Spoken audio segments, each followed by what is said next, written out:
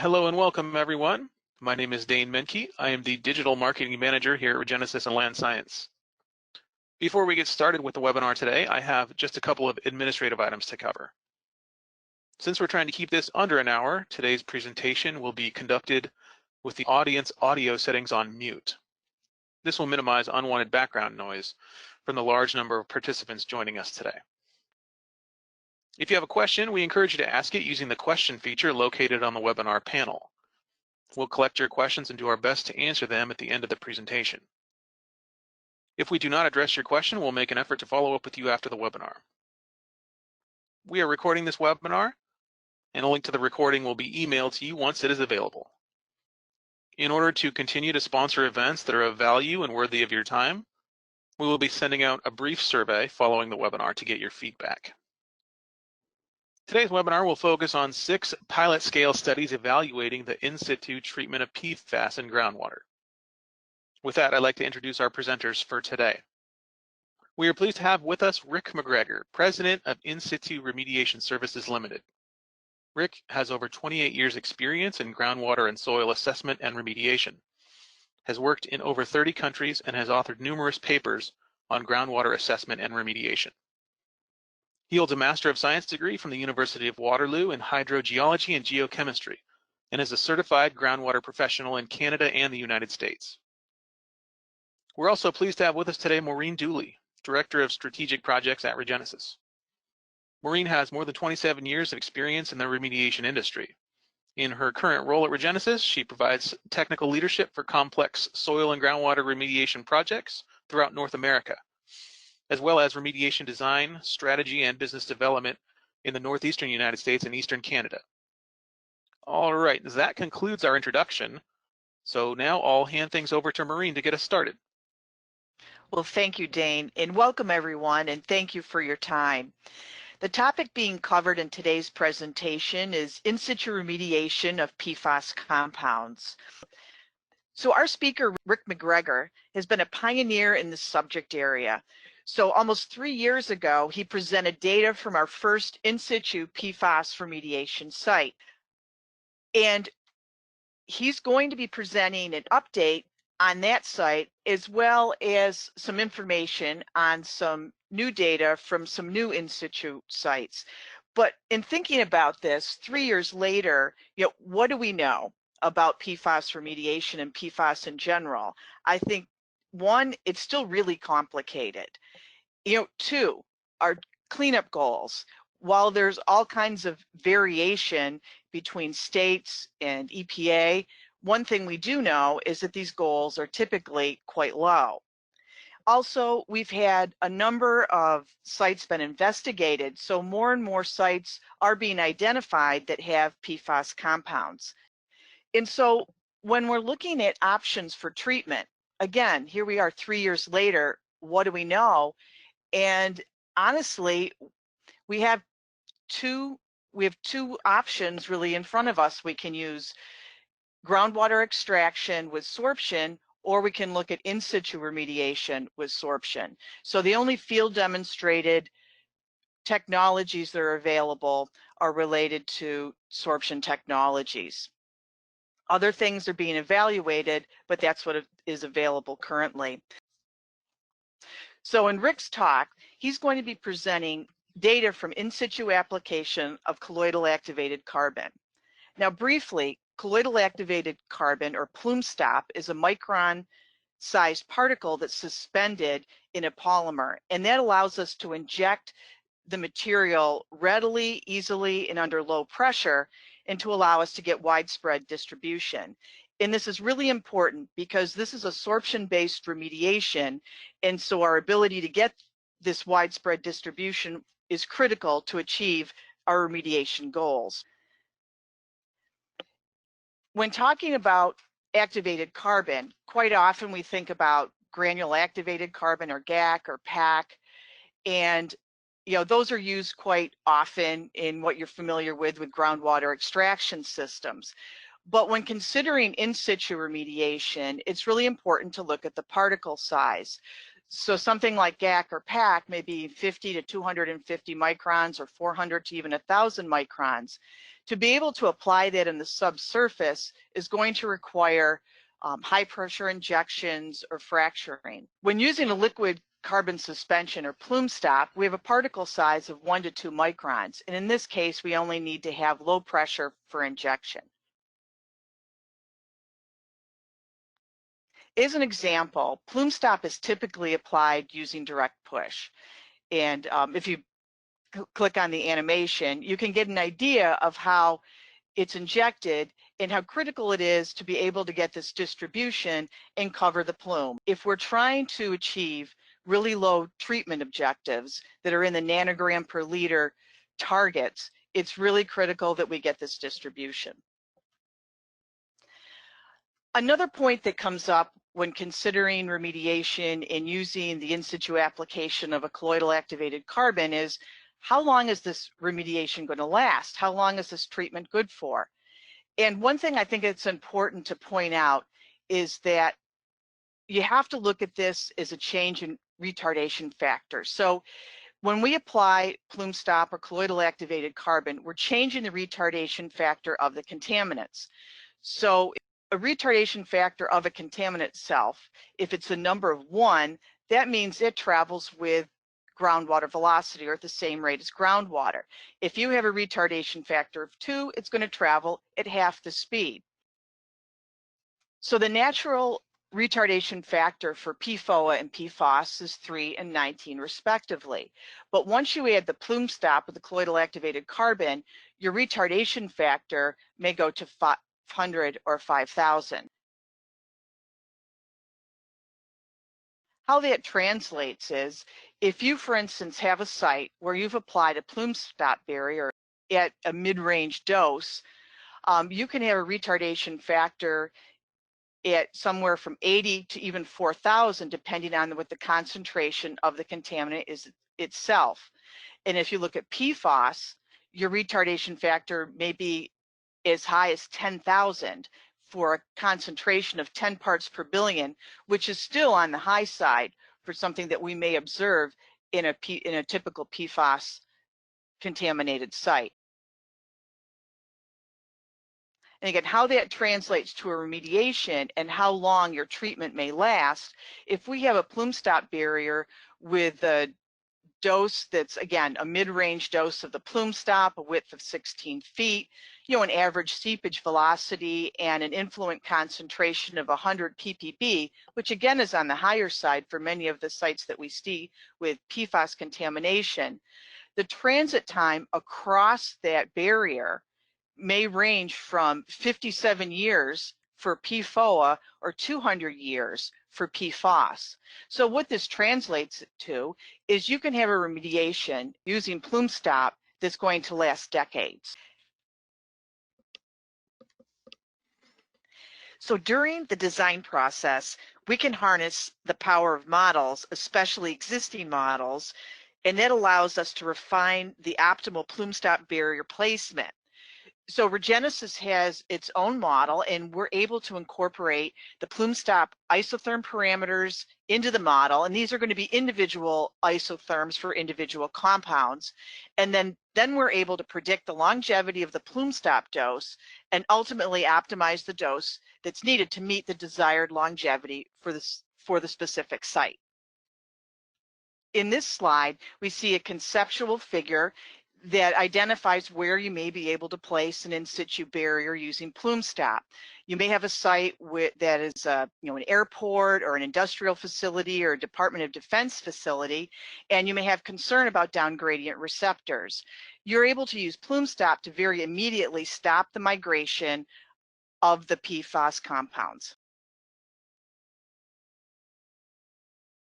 In going back to how we started the presentation, I mentioned that 3 years ago, Rick had presented on the first in-situ application of plume stop to address PFAS compounds. Here we are 4 years later, and we've completed 13 sites and have another 5 pending PFAS sites.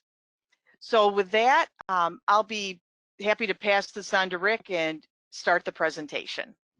Oh, thank you, Maureen. So Maureen gave you a brief overview of the PFOS, and as she mentioned, it's a very complicated topic, especially the fate transport and as well as the remediation. Today, I'm just going to give you a brief overview of some of the studies we've been involved in over the last 3 or 4 years now. So I'll start with a very brief introduction to PFOS remediation, some of it Maureen's already talked about. Then we'll move on to what I call the accidental remediation site that Maureen referred to, that we have about 4 years of data now. And I'll explain why it's an accidental site. And then we'll move into this 6 pilot scale study site that we did recently completed. And then we'll start talking about some of the ongoing studies that we have going on with some of our academic and industry partners. So the current approaches are is pretty simple. As Maureen mentioned, is they're usually done by far the biggest and most applied method is pump and treat.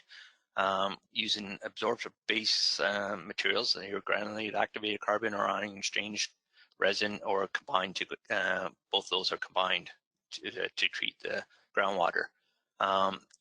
The challenges with this is there is no end in sight with pump and treat, and we've known that for 3 or 4 decades now. You generate a concentrated waste with the carbon or exchange resin, which here has to be regenerated or disposed of, which creates its own issues. And generally speaking, the approach right now is point of use treatment instead of trying to do plume management. So those are hot topics right now in the industry. Things that were being looked at, and this is not an extensive list by far, but more of the promising ones is for the waste or groundwater concentrate being developed. Can we use thermal or plasma techniques to destroy the PFOS compounds in those? The plasma option is looking very intriguing, but once again, it has its limitations, one being the energy and the cost of it. But those are some of the ongoing methods being evaluated right now. For the in-treatment, if we thought the ex-situ treatment options were limited, in-situ treatment seems to be very limited. Really, there's only been one demonstrated technology to treat in-situ, and that's the activated carbon option. And there's various reasons why this, and this applies for above ground treatment too, one of the reasons is most of us have heard, is called the forever chemicals. And that's because the chemists who invented them did an excellent job in making these chemicals resistant to breakdown. And that's due to the carbon fluoride bond, which is a very strong bond. Our challenges, as Maureen mentioned, is we have to get down to very low levels, nanograms per liter. So that in itself brings lots of challenges from a treatment point of view, as well as other things like back and matrix diffusion, which have always hindered or impacted remediation for any compounds that we deal with. When we start talking nanograms per liter, this even becomes more of a problem. Right now, lab or pilot approaches, the various oxidants and combinations of oxidants have been tested. Biochar, which is an absorption media, has been looked at. Doing bio methods is starting to emerge, and there seems to be some encouraging work on those lines. Then there, of course, is the classic activated carbon and ion exchange, as well as some of the reductants like zero-valent iron. So we'll start with the accidental site. This site was published about 2 years ago, I think about now, a year and a half ago.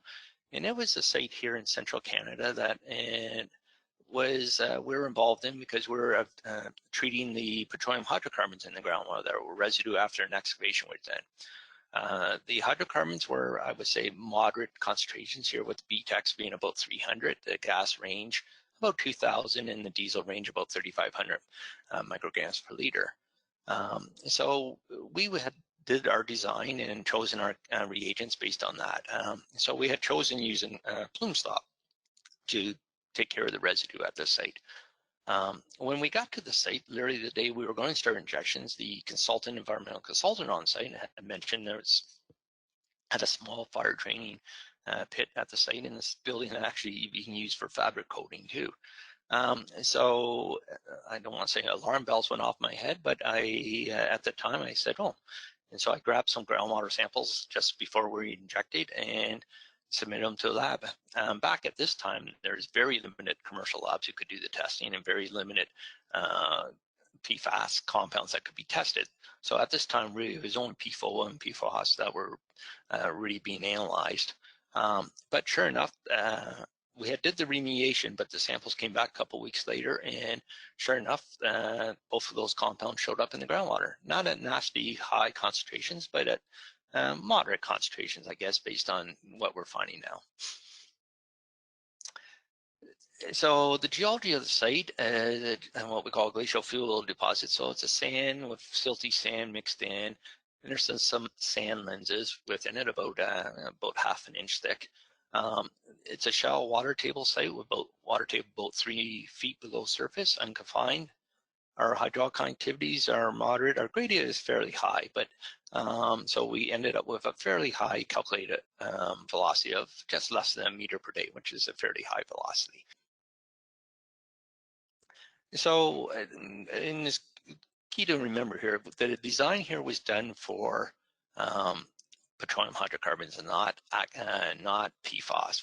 At the time when we did the injection, we didn't know PFOS was in the groundwater. So this design was done for the petroleum hydrocarbons. So we used a 7 to 8 foot grid, which comprised about 20 locations. At each location, we injected about 200 liters or 50 gallons of reagent solution. It was done at low pressure, generally less than 25 psi, with about 630 pounds of plume stop being applied over the whole area. The figure in your bottom right there just shows the blue, baby blue blob is basically the hydrocarbon plume, and the part with the purple pseudo rectangle around it is the PFOS plume itself. So they weren't quite in the same areas, but the PFOS plume overlapped the hydrocarbon plume. So first thing we want to do was to look at the distribution of the petroleum, plume stop within the aquifer. Maureen, as she suggested, and anybody who's did in-situ remediation knows that distribution of your reagents is key to any success or failure of a program. So, and the nice thing about activated carbon is we can actually analyze for it in the aquifer, so we can get some idea of the distributions. So we collected cores for what we want to call the radius of influence, i.e. it was our design. We used a 7 to 8 foot grid. Was that design adequate? We wanted to see the target zone, and by that I mean, did the reagent go into the zone that we wanted it to go into? And by that we had about a meter wide thick impacted zone. Any reagents that are injected above or below that is basically a waste of reagents. And then we want to see the overall coverage. Did we get nice uniform, quote unquote, uniform coverage over the whole site? So this is the results of the distribution of the activated carbon throughout the whole site. So we just randomly picked 5 sites and we took cores, continuous cores using a geoprobe, dual tube sampler. And what you see is the 5 graphs. Those are concentration of organic carbon, which is in essence the activated carbon, with depth plotted on the y-axis. As you can see in the 2 dashed lines on each of those graphs is our targeted zone. That's where we wanted the reagent to go. And the overall conclusion here is yes, we did see our plume stop go into where we wanted it to inject. We did have some samples from below the zone that did have activated carbon, but not many. We seen pretty good distribution. If you look at the concentrations too, we've seen a fairly uniform concentration throughout the site. We do, especially on the graphs on your right, we did see some near the bottom of the target injection zones, a couple peaks, and those are related to the sand lenses. So we did see some heterogeneity with the respective distribution due to that high connectivity sand lens that we talked about. So this slide just shows the results of the radius of influence, if you want to call it that. I prefer area of influence. Radius implies a nice uniform injection, which we all know doesn't exist. Once again, same idea. We plotted, we stepped out from the injection point, which is that square red dot, and we stepped out 2 feet, 5 feet, 10 feet, and 15 feet, and we wanted to see how far out we actually detected the plume stop from. And you can see here, even though the concentrations decrease with distance, we did get detection of the plume stop at a distance of 15 feet from the injection point. So this confirmed, at least at this location, that our 6 to 8 foot injection grid was valid and that we should get uniform coverage. And once again, we see with here that most of our plume stop ended up in our target injection zone between 2.5 and 5.5 meters. So this is probably the most boring results slide you'll ever see, but it's a good slide. And that the 6 wells that were near or within the injection zone, this is the PFOS, PFOA. This is over 48 months of monitoring. So we just collected our 48 months samples back in the spring of this year. And we see for PFOS and PFOA that it's basically been non-detect since the injection of the carbon. So we haven't seen any rebound, we haven't seen any breakthrough. It's been non-detect since. We've had 1 or 2 hits of various PFOS compounds at the detection limit, but they immediately went back down to non-detect during the next sampling period. So we think that's maybe an analytical issue. After about a year, we did start analyzing for other PFOS compounds. And once again, we've never detected any PFOS compounds since then. So yeah, the results have been very encouraging, and we see right now at 4 years and counting that we still haven't seen any evidence of the plume stop being consumed or releasing any of PFOS compounds. So the preliminary observations, and I call them preliminary because this site we hopefully will continue monitoring for a fairly long time to see what the lifespan is of this of the injected plume stop that we did. But we've seen very good distribution. 96% of the plume stop we injected went into the targeted injection zone when we do our mass balance. We've seen a fairly uniform distribution within the target injection zone. And we've seen basically up to a 5-meter radius of influence. So very good and excellent distribution, which is always a challenge for in-situ. The chemistry is the PFOS and PFOA has been non-detect for 4 years. The other PFOS compounds have all been non-detect. And really the reason we did the actual injection was for the BTEX and petroleum hydrocarbons, which have remained below regulatory limits for 4 years and counting. There's an excellent paper put out by Dr. Grant Carey, who took the results of the study and did some numerical modeling to look at lifespans, predicted lifespans and that. And I do have I think the next slide will show you his paper, but that gives very good, and it sort of confirms what Maureen was talking about earlier, is that we're looking at lifespans of the plume stop for decades based on what we know. We also did some biochemistry of the plume, both within and outside the PFOS plume, and we did see some various interesting results and various changes in the microbiological community. I won't get into those now, as I'll let you read the paper, and remember that this paper was published prior to the biological findings that are starting to pop up. So there might be something in there that is of interest. So here's just the 2 papers that have been published. They're both in the Remediation Journal, and you're welcome to look them up, and hopefully you don't fall asleep while you read them, but here they are. One's by myself and one's by Dr. Carey and some of the co-authors. So we'll get into why we're here today. So this is as a kind of a continuation of the study we just did. We're interested in, there's lots of tests going on, lots, especially laboratory tests, looking at various compounds. And so we wanted to look at some of these. And we had an opportunity at a site to do a bunch of pilot scale testing. So as you can see here, there's, the absorptives, which is the activated carbon, biochar, and ion exchange rates. We knew those would kind of work based on above ground treatment. Oxidants, there's been a fair bit of work done using oxidants, especially persulfate, some hydrogen peroxide. For the persulfate, both activated and unactivated, and I'll get into what we use later. Then there's been some work on reductants, and there's even some encouraging results done by the STAR technology out of Western University here in Canada, who's had some very promising results using, it's a smoldering technique. So what we want to do with these pilot scale tests was look at the evaluation over time of the treatment, distribution of reagents, the effect of heterogeneity on the reagents, lifespan of any of the reagents. And one of the things that was being brought up by our authors, Foc et al., was do we see preferential accumulation in pre-existing sandpacks of wells, which could potentially bias any results we see? So we wanted to look at that. So once again, this is a large petroleum hydrocarbon facility. It had a large, very large BTEX plume, probably one of the largest I've found in the literature in the world. Once again, our BTEX was about 680 micrograms per liter. Our gas range was about 3,500, so nothing overwhelming. And this is in the area where we were doing the pilot scales.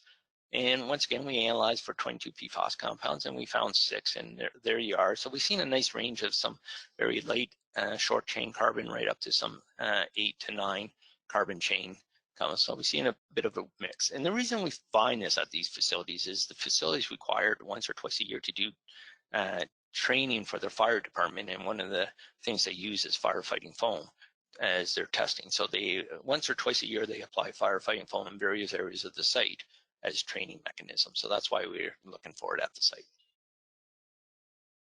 So the geology is a fine sand with it did have as there usually is, a higher conductivity lens within the sand. It turned out about 1 inch thick. So once again, it was an unconfined aquifer with a water table about 17 feet below surface. Our mean hydraulic conductivity, horizontal hydraulic conductivity, is about 10 to the -5 meters per second, with a fairly high groundwater flow, about 200 feet per year. The geochemistry, since it was a petroleum hydrocarbon plume, was an iron sulfate reducing plume.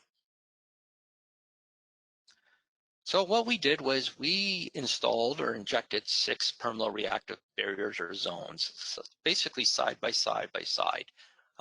And we injected a different reagent within each one. And those are the 6 reagents we did. We did colloidal activated carbon, i.e. plume stop. We did a powdered activated carbon.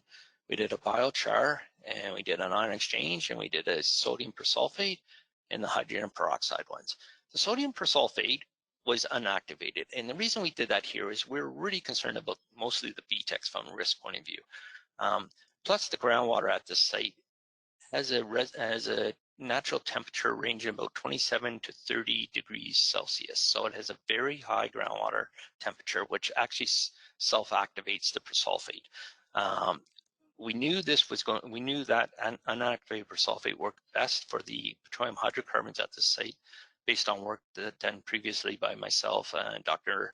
Rigenesis, as well as the University of Waterloo. There's some papers published on this, so we knew that would work well. So that's why we wanted to test unactivated persulfate.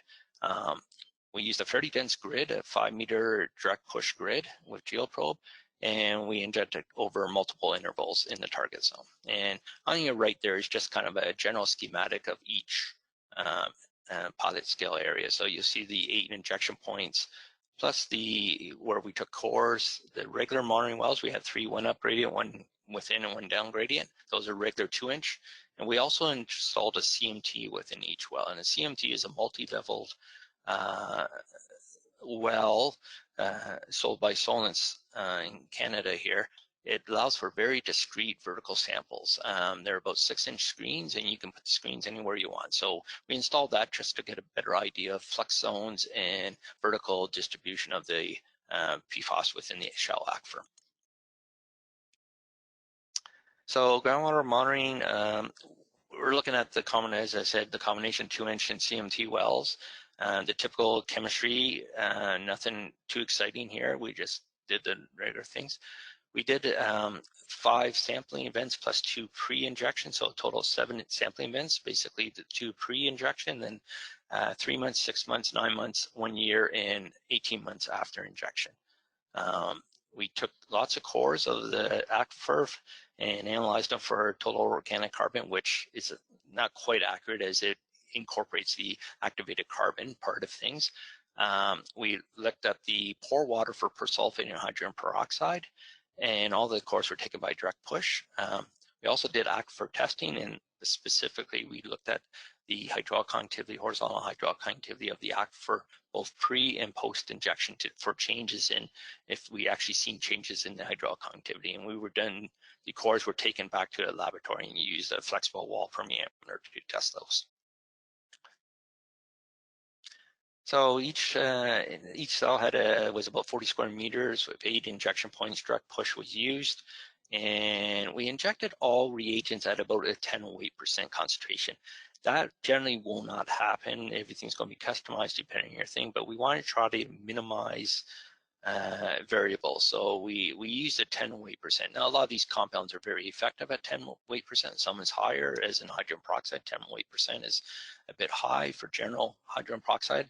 It's maybe a bit low for persulfate, for plume stop, and activated carbon. Those are about right. Ion exchange, there really isn't much literature out there for injecting ion exchange resin or biochar. So the big change here was for the pressures needed, and we went in at the minimum pressures that we were allowed, and that was allowed for the injection of these reagents. So any of the coarser grain materials, the powdered activated carbon, biochar, and the ion exchange resin, we had to go into high pressures. Generally, they were about 220 to 250 psi just to get them in. So we were fracking the aquifer. There's no doubt about that.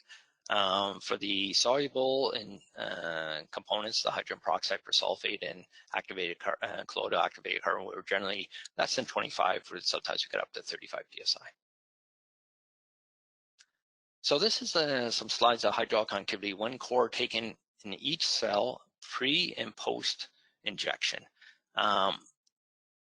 What you'll notice here is you'll see in the pack and the ion exchange and the biochar, you'll see between the post and pre-injection, you'll see a big change within and that dashed line is the sand seam, the high hydraulic conductivity sand seam. You'll see a big change in the hydraulic conductivity, up to about 3 to 4 times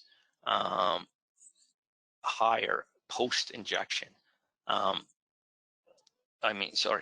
Post-injection, the hydraulic conductivity increased post-injection.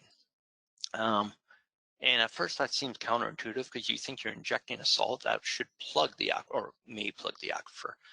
The reality is what we think is happening here is we actually, to inject this, we actually had to fracture to get this in the ground. So most of the reagent, and we'll see in later slides, for these 3 compounds went within this high conductivity zone and created a fracture to get it in, and therefore we're actually increasing the hydraulic conductivity of that sand seam.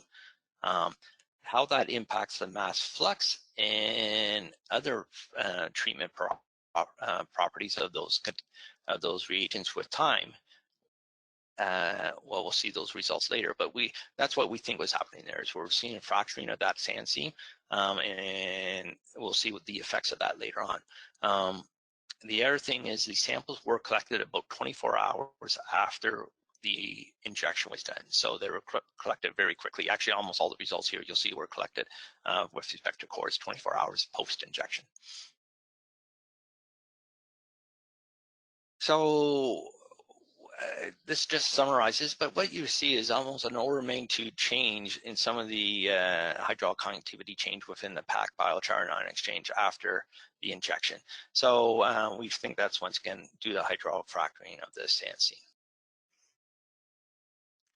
So this is more of an interest for mass flux. So the people out there who really like mass flux and through aquifers, this was using CMTs, and all we did was install a 6-inch screen at 5.5 meters, one at just below 6 meters within the high conductivity zone, and one at about 7.2 meters. And we just want to see what kind of flux we're seeing.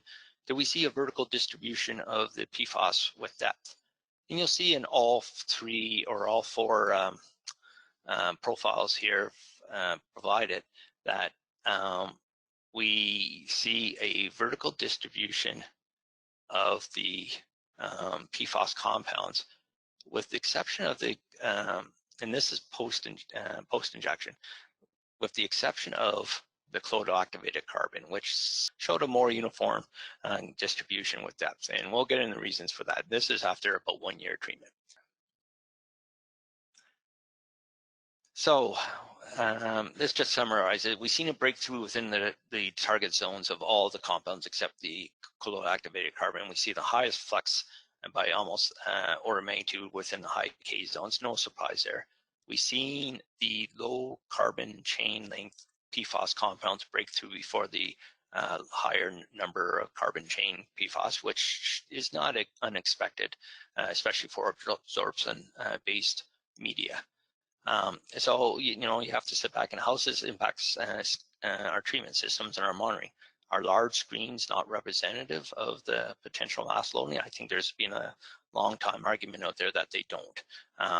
Small heterogeneities can have a massive effect on mass flux, and can this lead to premature failure? None of this is really any new.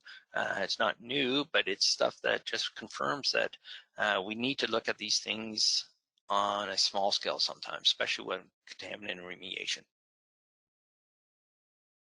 So the next thing we want to do is look at what was the effect of the high K zone, the sand lens, on the distribution of the injected, whatever we're injecting. In this case, I'm just going to deal with the carbon-based compounds, so the colloidal activated, the powdered activated, and the biochar. And we wanted to see is, did that high K zone affect the distribution when we injected, i.e. did everything, or I shouldn't say everything, but did the largest proportion of mass that we injected ended up in this high K zone? As you see from the graph on the left, the colloidal activated carbon, we actually seen a fairly nice distribution from about 5.5 down to 7 meters, which was the target injection zone. But when we contrast that with powdered activated carbon biochar, we see very, very unilateral peaks within that sand seam, suggesting that what we injected in both of those cells, most of it was injected within that sand seam and it was controlled by that sand seam. So the next question, of course, is how does that impact treatment, if any? So this just gives you some of the stats. I won't go into them. You can read them if you really like to. But we did a fairly detailed analysis of the concentrations of activated carbon, or total activated carbon, or total organic carbon inside and outside our targeted injection zone. And that first two lines is how much went into where we wanted to go into. So you see for the colloidal activated carbon, the concentration was 7 times higher within the target activated zone, which is very good, and that directly impacts that retardation factor that Maria was talking about. Pre-injection, we did FOC analysis of the aquifer, and you can see we started at 0.006 grams per kilogram, and once we inject it within the target activated zone, we increased to 0.77. So we increased it by 3 orders of magnitude, which, as you can imagine, for a retardation factor, that's at least 3 orders of magnitude greater retardation factor. So that was that's significant. Also, we've seen 100% of the samples we collected within that target zone had detectable activated carbon in it versus 1/3 of the samples outside the target zone, which tells us that we're getting things where we want it. So for the powdered activated carbon, once again, we've seen within the target activated zone, we've seen a fairly similar number, 0.79 grams per kilogram versus the 0.77 for the colloidal. But what we're seeing is that's heavily influenced by the sand seam, which had 2.4 grams per kilogram within it. So basically, if you back out the average, you'll see that really outside the sand seam, the rest of the target zone had very nil activated carbon injected into it. And that's kind of shows. As well, we still see fairly good high number of samples within the target zone having detectable activated carbon, 67%. Versus outside, but still we see a drop compared to the colloidal activated carbon. So biochar, which is even a coarser version and not as high absorption capacity, we see similar results, and we see once again that sand seam contained the bulk of what we injected. And then we see it, about the same type of numbers within and outside the target injection zone as we see for the powdered. So, if you went on this, the colloidal was by far the best distribution, followed by the powdered, followed by the biochar. So the results. So we'll start with the colloidal activated. We'll start with the good and end up with not so good. So this is just, I picked 3 of the PFOS compounds, basically tried to vary the number of carbons. So the PFPeA and the PFBA is basically short chain organic carbon. PFAS, where the PFOA is generally it is a longer chain. So we want to see, does the number of chain carbons in the chain actually impact, and it should impact the treatment efficiency of any absorptive media. So what we see here is you see on day 0, that was when the injection was done. You see the concentrations come in, and then basically the first monitoring event after 3 months after injection, we see everything and go down to non-detect, and that's up to 18 months post-injection. So nothing, I mean, that's great results, but nothing too exciting happening there. It's great results. So for the powder activated carbon, we see, once again, after 30 days, 90 days, we see very good treatment, all non-detect. But then we start to see breakthrough of the short chain activated PFOS compounds. And we don't see them all breakthrough at first. We see basically the shorter chain, the C4 or C5 breakthrough before we see the C8s. So that, that's telling us that maybe we have preferential absorption happening, which is what we would expect. And maybe we're also seeing something to do with the mass flux through the high K zone. Is that flux in there is just too high for the amount of mass of powder activated carbon we put in the ground. So, so that was interesting, and then we'll go on to the biochar next. And once again, we see something similar to powder activated carbon, with even probably faster breakthrough. It's hard to tell, but once again, at 90 days, everything was hunky-dory. And then at 9 months, we see breakthrough of all three compounds, and we almost see breakthrough back to the original inputs, except, which suggests that the biochar is basically exhausted from an absorption capacity point of view. So how does this impact was this just due to the limited absorption capacity of the biochar, or was we having so much mass being funneled through that high K zone that we're just overloading the biochar too quickly and too fast?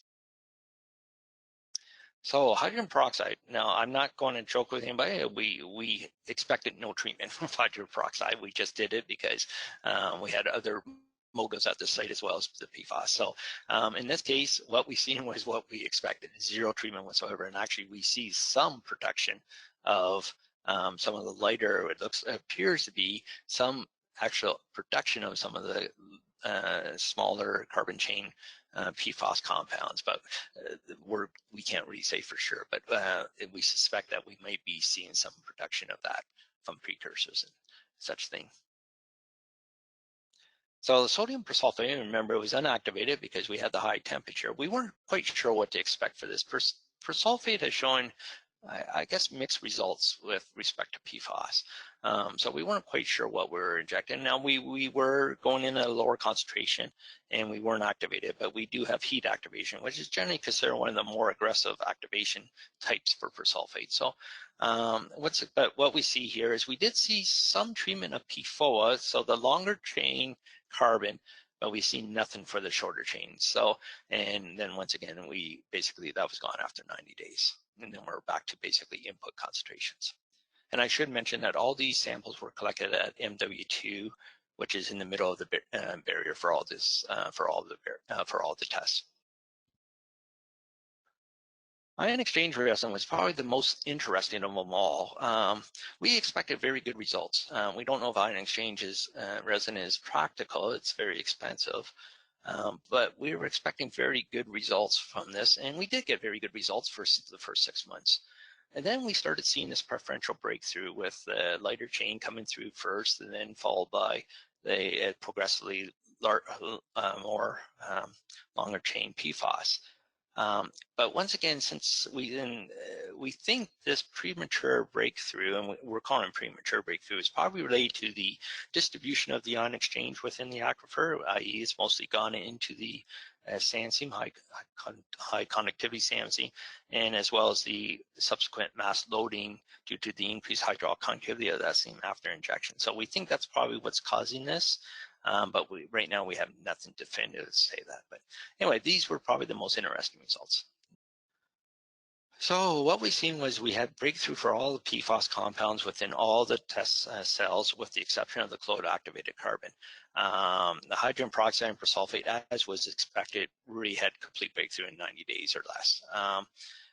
And we also did see preferential breakthrough of the low carbon chain PFOS compounds with respect to the longer, higher chain carbon chain PFOS compounds. In order of, I realized after I did this slide that I probably have this backwards for some people, but in order, I put it in the order of breakthrough. So we had breakthrough first for PFOS compounds compounds with hydrogen peroxide fall, and persulfate is about the same. The biochar was next in line, then the ion exchange, then the powdered, and finally the colloidal activated carbon, which we did not see any breakthrough. So this is kind of in order of how fast breakthrough will occur. If you want to spin it the other way, you would put activated colloidal activated carbon first, as in it's showing the best treatment at this site anyways. So these are just some bar graphs just showing the treatment of after 1 year of the I picked 3 of the PFOS compounds here, and just comparing them amongst their each of the things. So you can see with the colloidal activated carbon, we're always getting basically 100% treatment versus we're on for some of the peroxides and persulfate. We were not getting any treatment, and in some cases, we were actually producing some of the PFOS compounds, it appeared. But that said, and generally speaking, once again, you can see here that we got better treatment for longer carbon chain PFOS compared to the shorter chain PFOS. So this is one of the more interesting things. There was some work done by Foc et al. About potential sandpacks being impacted, and these are pre-existing well.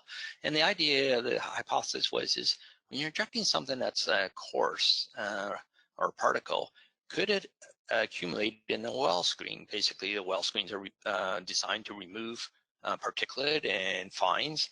So could it be actually doing the same thing with respect to anything you inject? And the injectant would go into the well screen and be removed. But the problem with that would be are you actually creating a well screen that's full of your reagent that you injected, and which could potentially give you biased results? So based on that, we took some thinking, but we went to pre-existing wells, and then we took very small cores using a geoprobe, going down the sandpack and collecting these cores beside the sandpack, and then analyzing them. And as you can see here, we analyzed a lot of samples, very fine detail, about 25 centimeter intervals, or just about 7-8 inch intervals. And we compared the results before and after injection. So in this case, I'm just giving you the red samples, the red dots, sorry, represent the concentration of activated carbon or total organic carbon within the aquifer beside the sandpack, versus the open squares, which are the concentration, TOC concentration, within the sandpack itself. So we want to see are we getting preferential accumulation within the sandpack?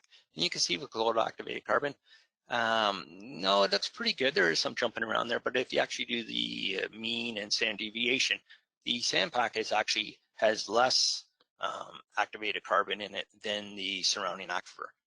Unlike the powdered and biochars, which actually show a very big increase in the sandpack compared to the surrounding aquifer where it was injected. The one interesting thing here too is we see the activated carbon in the biochar and the powdered activated carbon, we see it looks like it's entering the sandpack through the high K zone and then kind of distributing itself vertically within the sandpack. The results are looking that way. But anyway, at the end of the day, there was no doubt that we're seeing preferential accumulation of the activated carbon or biochar, powdered activated or biochar within the sandpack of pre-existing wells. So this just provides the statistics. You can look at it later, but but you can see there is a significant increase in the sandpack, the accumulation of the reagents within sandpack for the powdered biochar, where from the colloidal, we don't see, if anything, we see actually a decrease. And this has all been published in a paper that came out a couple months ago. So once again, it was in the Remediation Journal, so you're more welcome to download it. So just a brief couple slides on ongoing studies we're involved in. One was we decided to make our life really difficult, so we picked a fractured bedrock site in central Canada here in Ontario, where there was a fire at a residence that had a nail shop attached to it, and the fire department decided to use foam to extinguish the fire. So they really were stuck what to do. So they had read these papers actually and asked us if we would try the colloidal activated carbon, the plume stop injection. So we did. That was done earlier this year. I'll present some of the results we just got back. So it's very early in the study. We're doing more work in saline aquifer in Middle East, bulk thing, where we're looking at PFOS in once again a hydrocarbon plume. And after 18 months, we have non-detect for all the PFOS that we're detecting. And then, of course, the accidental site, which I showed originally, we're at 5 years. We're into the 5th year now, so we plan to continue analyzing that. So this is this fractured rock site, and these results literally came to us last week. So they collected a lot of data before the injection happened, and so they have up to almost 2 years of data beforehand. And you can see some of the concentrations are rising. I just picked 3 wells within the rock itself. Concentrations are not high, but up to 1,000. And this is total PFOS. So our ministry up here has asked for the remedial value. They haven't really established one, but at this site they said they want the total PFOS compound to be no greater than 70 nanograms per liter. So that's kind of our target. So these are the 3 wells. You can see that we see 2 of the 3 wells, we see dramatic decreases in PFOS, and basically down to detection limits. So in this case, we're down to about 4 nanograms per liter for the detection limit. So excellent thing. At the 3rd well, MW4, we did see a decrease, but not as dramatic. And right now we're trying to understand what's going on there. And so I right now don't have an answer for that. So I know the environmental consultant is going out in a couple more weeks to do some more sampling. So we'll see where the results are there. But overall here, fractured rock, concern is fractured rock. We're pretty happy with the results, and we'll see where we'll go from here. So we're also involved in a academic industrial group up here in Canada that's doing a lot of good work, some funding through the Canadian government as well as industry funding. And there's 3 groups in University of Waterloo, University of Toronto, as well as Carleton University in Ottawa, Ontario. They're doing various laboratory stuff, trying to understand more of the fundamentals here. And they include isotherm studies, look at absorption, look at cold competition studies with different chlorinated solvents or petroleum hydrocarbons, look at that competition between absorption. There's basic analytical issues with these things. That is still very much evolving science, as anybody who's tried to analyze PFOS. And then we're planning to step up to some column tests, look at some 1 and 2D flow. And then meanwhile, there'll be some numerical modeling, partly done by Dr. Grant Carey, as well as Brent Sleep, Dr. Brent Sleep and his students, and Dr. Paul Van Giel at Carleton. We'll look at some and their students will be doing some numerical modeling. And then we have proposed, and we're partially hopeful that we can do a field test at the CFB board, in which anybody who's in hydrogeology probably recognize that name, where University of Waterloo and amongst other researchers have spilled over the years a multitude of contaminants, and we're hoping to add to that this PFOS. So we're hoping to hear shortly about our funding request for that. And so I guess I'll wrap it up. I'd just like to thank once again our academic partners and University of Toronto, Carleton, and University of Waterloo, as well as right now we have a couple of industry partners, ourselves and Port Water Solutions. We're always looking for more people to join. So anyways, if anybody's interested, they can give me or Dr. Grant Carey an email, and we'd be more than happy to talk. But for now, I think that sums it up, and I guess we'll take some questions. All right, thank you very much, Rick. That concludes the formal section of our presentation. So at this point, we'd like to shift into the question and answer portion of the webcast. Before we do this, just a couple of quick reminders. First, you will receive a follow-up email with a brief survey. We really appreciate your feedback, so please take a minute to let us know how we did. Also, right after the webinar, you will receive a link to the recording as soon as it is available. All right, so let's circle back to the questions. If we're unable to get to your question, we'll follow up with you after the webinar. Okay, so here is a question, and it is, would we expect similar results with other compounds such as chlorinated solvents? Oh, hi, Dane, I'll take this one. If, presuming that the question is related to some of the breakthrough that was observed with some of the, the char or the PAC-GAC that was evaluated in the pilot test, I think we could assume the same kind of results might happen too with chlorinated solvents if you have increased flow, or if you have some of the compounds where the isotherm is a little less favorable, say, DCE versus PCE, you might see something similar. Something that really wasn't, brought up earlier. We talk a lot about injection and distribution, but one of the other attributes to the plume stopper colloidal activated carbon is that there's a lot of surface area because of the 1 to 2 micron size of the particle. So what that allows for is really better kinetics for sorption. So you're going to have faster sorption, and you have all of the surface area. So ultimately you have greater efficiency. All right, thanks, Maureen. All right, so a lot of questions about your study here, Rick. This one is, how did you measure the activated carbon in soil? Yeah, that's a basic question, which was actually very hard to do. We ended up using a combustion method that was based on using a legal furnace that basically gives us a total carbon result. From that, we had to back out the basically the carbonate portion of that. So the results we present, I've simplified them, but they're basically a corrected number. But to answer your question is that we use basically a combustion method to do the analysis. All right. Okay, thanks, Rick. So the next question is, how is the BTEX being addressed? So overall, the BTEX set, this is a large plume, so it's being addressed by a variety of different technologies, including AirSparge, SV. These are in different areas of where the pilot tests were done.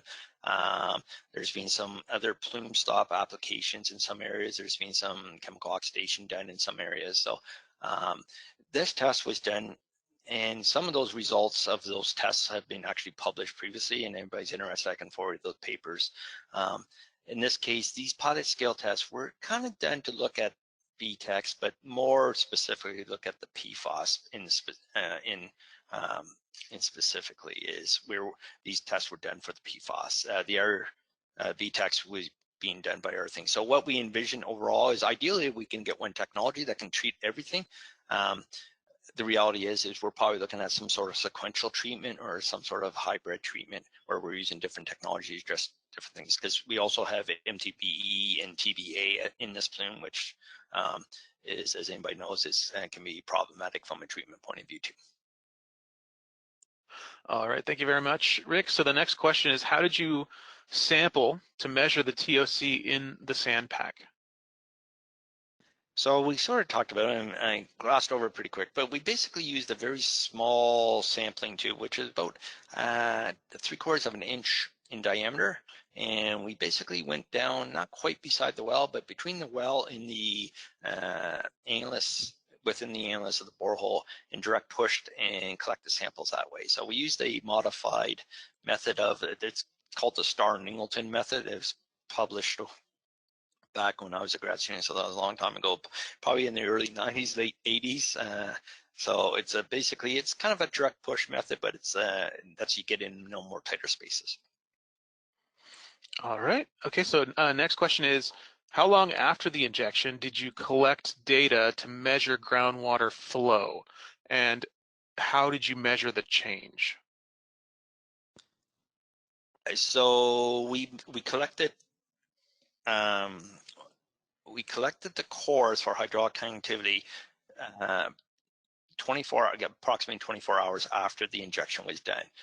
Those cores were collected using a geoprobe, a dual tube sampler method, and then those samples were basically subdivided and frozen, and then we were taking them back to a laboratory where we did the flexible wall parameters on. There had to be some methodology changes there just because of